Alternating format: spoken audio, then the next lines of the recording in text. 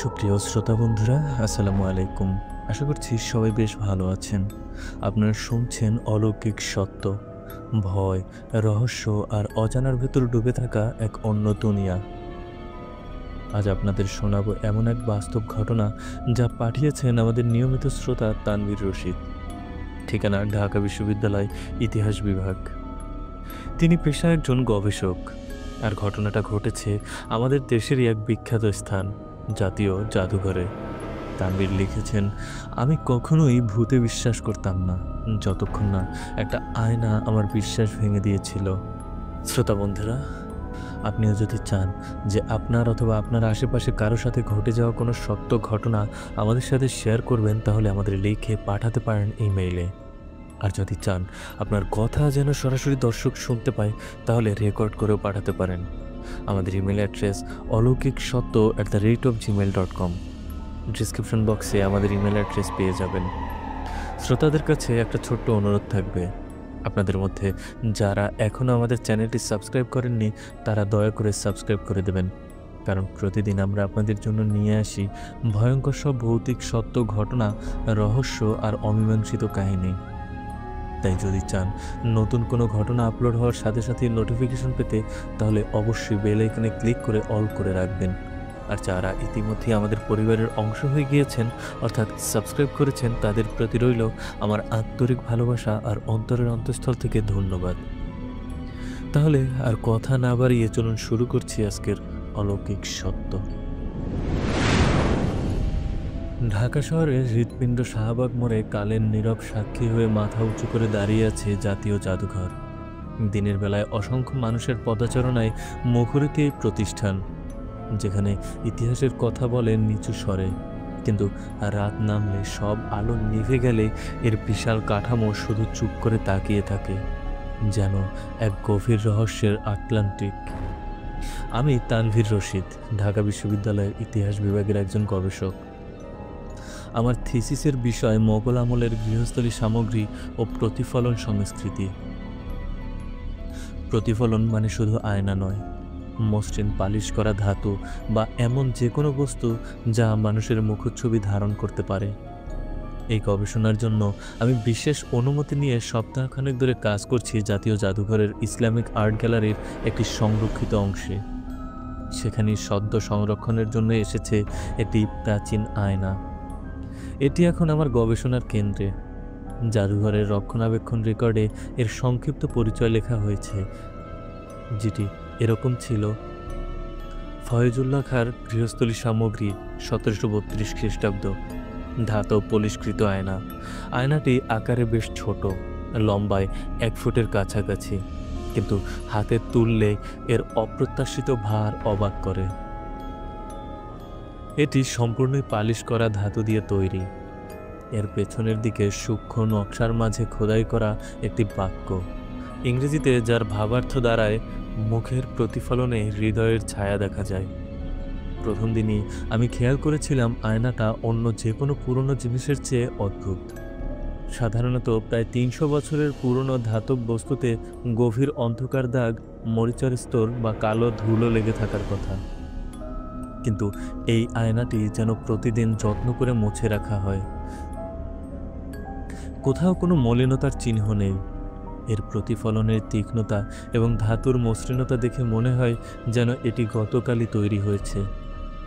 দিনের বেলায় কাজ করার সুযোগ সীমিত, তাই কোলাহল এড়াতে এবং নির্জনে গভীর মনোযোগের জন্য আমি রাতের শিফটে কাজের অভ্যাস করেছি। জাদুঘরের নাইট গার্ড হোসেন ভাই প্রথম রাতে হালকা রসিকতার সুরে বলেছিলেন, স্যার, 12টা পেরোলে ওই আয়নার ঘরে বেশিক্ষণ থাকবেন না, ওটার কাছে গেলে নাকি আলো নিভে যায়। আমি বিজ্ঞান মনস্ক মানুষ, হেসে উড়িয়ে দিয়ে বলেছিলাম, পুরনো জিনিসে আর্দ্রতার পরিবর্তন হলে আলোর প্রতিফলনে বিকৃতি দেখা যায়, আর হয়তো ইলেকট্রিকের তারগুলো পুরনো।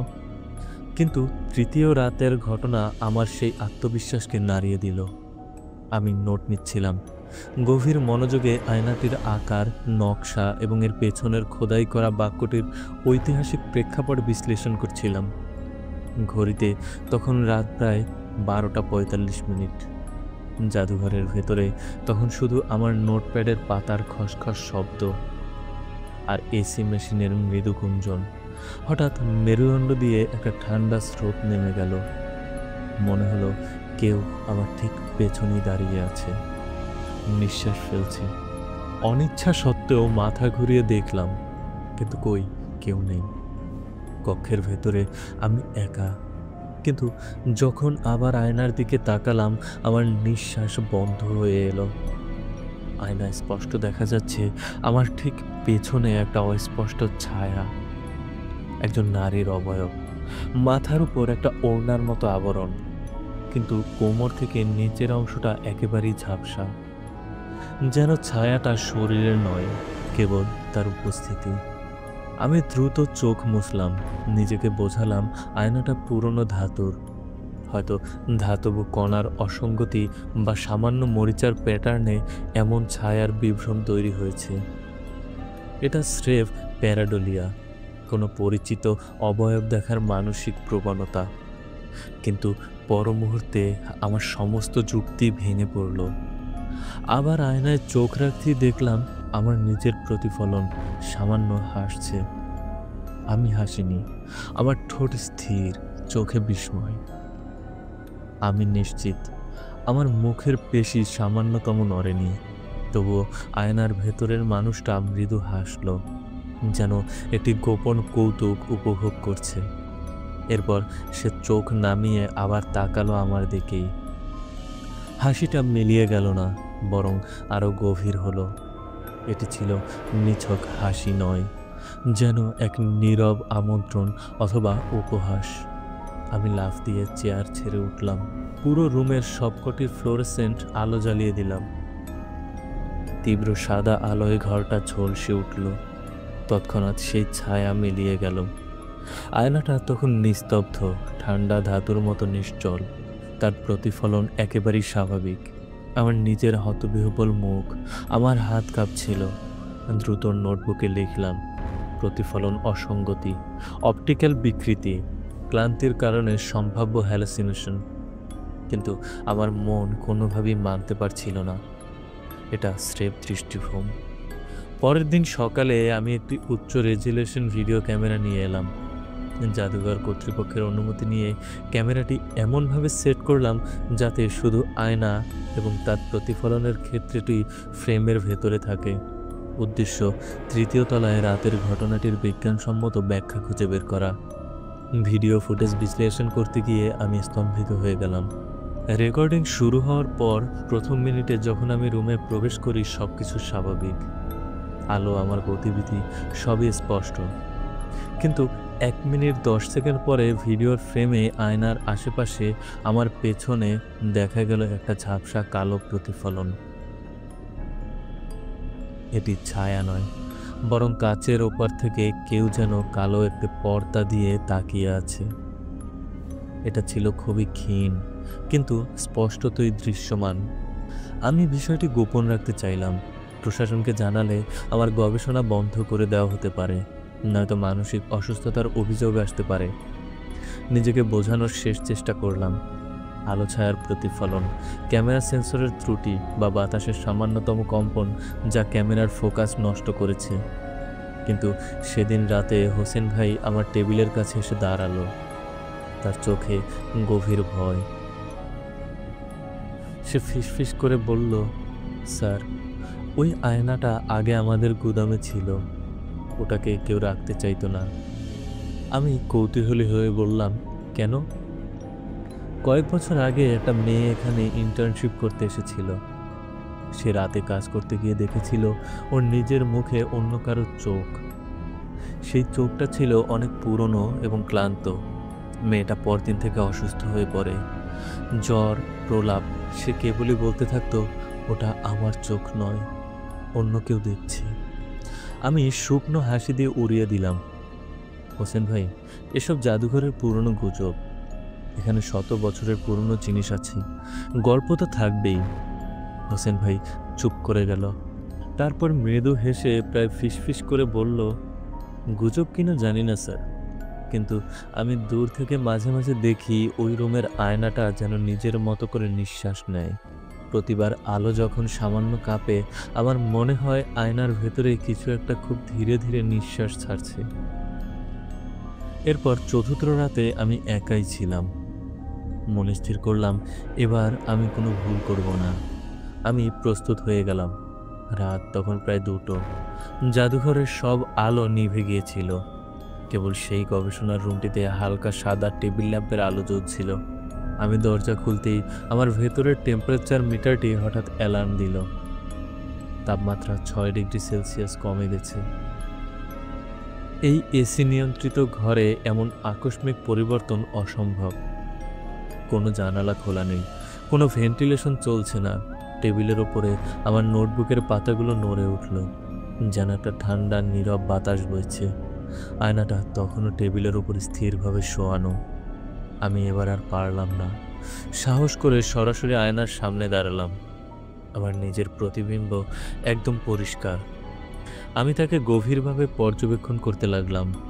1 মিনিট, 2 মিনিট, কিছুই ঘটল না। সব কিছু স্বাভাবিক। কিন্তু তৃতীয় মিনিটে সেই অস্বস্তি ফিরে এলো। প্রতিফলনের চোখ পলক ফেলল না। আমার চোখ ক্রমাগত ব্যথায় ভরে উঠল, শুষ্ক হয়ে উঠল। কিন্তু আয়নার মানুষটা তাকিয়ে রইল স্থিরভাবে, যেন আমি একটা প্রদর্শনী। তার সেই দৃষ্টিতে কোনো আবেগ নেই, কেবল এক নিরাসক্ত পর্যবেক্ষণ। আমি জানি আমি পলক ফেলছি, কিন্তু প্রতিফলনের চোখ অনড়। তারপর এলো আসল ভয়াবহতা। আমি ধীরে ধীরে মাথা ঘোরালাম, কারণ প্রতিফলনের কাঁধের পাশে একটা অতিরিক্ত ছায়া দেখা যাচ্ছিল। আগের রাতের মতো অস্পষ্ট নয়, বরং ঘন কালো, যেন কেউ ঘষা কালো রং দিয়ে এঁকে দিয়েছে। আমি দ্রুত পেছনে তাকালাম। আমার পেছনে দেয়াল, একটি শেলফ এবং একটি বন্ধ দরজা ছাড়া আর কিছুই নেই। কিন্তু আয়নায় দেখা গেল একজন লম্বা গাঢ় অবয়ব ঠিক আমার পেছনেই দাঁড়িয়ে আছে। তার হাত ধীরে ধীরে আমার প্রতিফলনের কাঁধে উঠল। সেই হাতটি ছিল প্রাচীন, লম্বা নখ এবং শীর্ণ। আমি ঠান্ডা ঘামে ভিজে গেলাম। আমার সমস্ত শরীর অবশ হয়ে এলো। এই প্রথম আমি যুক্তির আশ্রয় ছাড়িয়ে বিশুদ্ধ ভয়ের মুখোমুখি হলাম। দ্রুত আমি পকেটে রাখা ছোট হ্যান্ডি ক্যামেরাটা চালু করলাম আর অন্য হাতে টর্চ চালালাম। টর্চের তীব্র আলো সরাসরি আয়নার ওপর পড়ল। আয়নার ভেতরে সেই অতিরিক্ত ছায়াটা আলোর ঝাপটায় কাঁপলো একবার, তারপর নিভে গেল। পুরো রুমের সাদা আলোটা নিভে গেল সঙ্গে সঙ্গে। সব অন্ধকার। আমি অন্ধকারেই রুম থেকে বেরিয়ে এলাম, কোনো দিকে না তাকিয়ে, শুধু দরজাটা সজোরে বন্ধ করে দিয়ে। পরদিন সকালে আমি পাগলের মতো ছুটে গেলাম ভিডিও ফুটেজ দেখতে। ফাইলটা খুলতেই আমার শ্বাসরুদ্ধ হয়ে গেল। শেষ মুহূর্তের রেকর্ডিংয়ে দেখা যাচ্ছে আমার ফ্রেমটা অদৃশ্য হয়ে গেছে, অর্থাৎ আমি রুম থেকে বেরিয়ে গেছি, কিন্তু আয়নার ভেতরের প্রতিবিম্বটি তখনও দাঁড়িয়ে আছে। আমার প্রতিবিম্বটি সেই কক্ষের ভেতরে রয়ে গেছে। সে স্থিরভাবে দরজার দিকে তাকিয়েছিল, যেন অপেক্ষা করছিল আমি কখন আবার ফিরব। 2 দিন পর সেই ধাতব আয়নাটি সিল করে রাখা হয় জাদুঘরের স্টোর রুমে। রক্ষণাবেক্ষণ ফাইলে লেখা হলো, প্রতিফলনের অস্থিতিশীলতা, সরাসরি আলো এড়িয়ে চলুন, ঐতিহাসিক সংরক্ষণের ঝুঁকি। আমি আমার রিপোর্ট জমা দিলাম। তাতে আমি লিখেছি, ধাতব প্রতিফলনের এই বিকৃতি সম্ভবত ইলেকট্রোম্যাগনেটিক প্রতিক্রিয়া বা গবেষকের দীর্ঘদিনের ক্লান্তিজনিত দৃষ্টিভ্রম। আমি বিজ্ঞানের কাঠামোতেই সব কিছু আটকে রাখতে চেয়েছি, কিন্তু আমি জানি বিজ্ঞান সব কিছুর ব্যাখ্যা দিতে পারে না। কারণ গত রাতে আমার নিজের অ্যাপার্টমেন্টের জানালার কাচের ভেতরে আমি দেখেছি আমার প্রতিফলন আমার দিকেই তাকিয়ে আছে, আর আমি দাঁড়িয়েছিলাম স্থির, জানালার থেকে বেশ খানিকটা দূরে। আমি পলক ফেলছিলাম, শ্বাস নিচ্ছিলাম, কিন্তু কাচের ভেতরের মানুষটা ছিল নিশ্চন। তখন আলো নিভে গেল। কাচের ওপারে সেই একই ঠান্ডা নিরাসক্ত চোখ আমার দিকে তাকিয়ে রইল, যেন চিরন্তন এক পর্যবেক্ষক। আমি জানি না ওটা কবে থেকে আমার ঘরে এসেছে। হয়তো সেদিন জাদুঘর থেকে বেরোনোর সময় আয়নাটা শুধু প্রতিবিম্ব নয়, আমাকেও প্রতিফলিত করেছিল। আমার আত্মার একটা অংশকে সে নিজের ভেতরে রেখে দিয়েছিল এবং তার পরিবর্তে অন্য কিছু একটা ছেড়ে দিয়েছিল। আজকাল আমি আমার সমস্ত আয়না, কাঁচ এবং মসৃণ ধাতব বস্তু ঢেকে রাখি। তবুও মাঝে মাঝে রাতে দেয়ালে ঝুলে থাকা ছবির কাচের ফ্রেমে বা টেবিলের উপর রাখা ল্যাপটপের কালো স্ক্রিনে আমি দেখি আমার চোখ নয়, অন্য কারো দৃষ্টি তাকিয়ে আছে নিঃশব্দে, স্থিরভাবে। আর সেই দৃষ্টিতে গভীর এক হাসির আভাস, যা আমার হৃদয়ের গভীরে জমাট বাঁধতে থাকা ভয়টাকে উপহাস করে। শ্রোতা বন্ধুরা, জাতীয় জাদুঘরের আয়নাটি আজও সংরক্ষিত আছে। কেউ জানে না সেটির প্রতিফলনে এখন কী দেখা যায়। তানভীর আজও ঘুমাতে পারেন না, কারণ প্রতিবার আলো নিভলে তিনি জানেন তার প্রতিফলন এখনও কোথাও দাঁড়িয়ে আছে, তার ফিরে আসার অপেক্ষায়। আপনি কি কখনো আয়নায় নিজের চোখের দিকে অনেকক্ষণ তাকিয়েছিলেন? সতর্ক থাকুন, কারণ কখন যে প্রতিবিম্ব হাসতে শুরু করবে আপনি হয়তো টেরও পাবেন না। আজকের মতো এখানেই বিদায় নিচ্ছি। আবার আসবো নতুন এক অলৌকিক সত্য নিয়ে। ততক্ষণ ভালো থাকুন, সুস্থ থাকুন, আর অন্ধকারকে ভয় করলেও শুনতে থাকুন অলৌকিক সত্য। আল্লাহ হাফেজ।